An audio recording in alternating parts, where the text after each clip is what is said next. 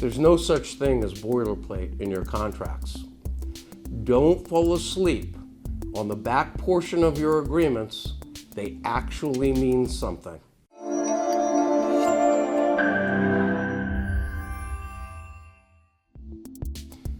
If you've been in business for any length of time, you have no doubt heard someone say, don't worry about that, it's just boilerplate. What's boilerplate?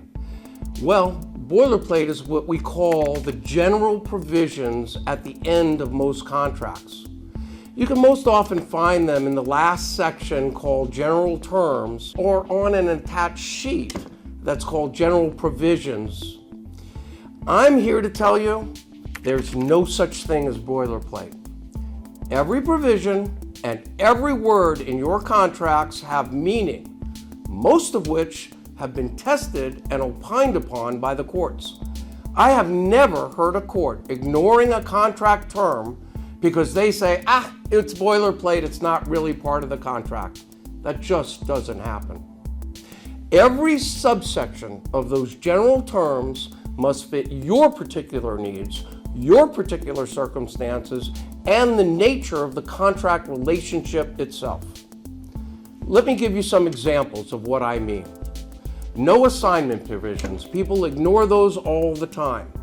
Almost every contract these days starts out with a no assignment provision, like someone handed down the global edict that contracts shall have no assignments whatsoever. That notion's absurd, and it may even cause expensive challenges in the future for you depending upon your circumstances. Most contracting parties are amenable to allowing assignments under specified conditions. Make sure your no assignments clause in your contract meets your company needs, whether in the contracts you present or in the contracts you sign. Another example are arbitration provisions. Arbitration provisions are typically good for the party proposing it, not so good for the other party. It's just not a standard term of a contract that you just simply accept. It depends upon who's most likely to file suit and who's most likely to breach. If you're a larger company and dealing with consumers or smaller businesses, or you're an employer dealing with your employees, you may want to have an arbitration clause to limit your exposure and your claims costs. Just the opposite if you are on the other side of those transactions.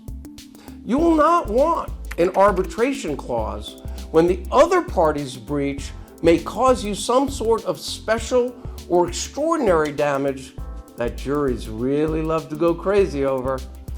There's a reason that arbitration is known as slicing the salami, and in that case, you do not want your salami sliced.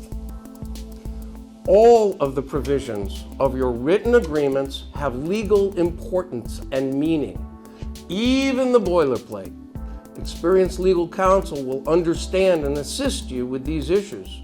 Don't allow someone to take advantage of you because you fell asleep on your boilerplate. If you like this video and would like to see others, please visit my website at www.callawyers.com or subscribe to my YouTube channel.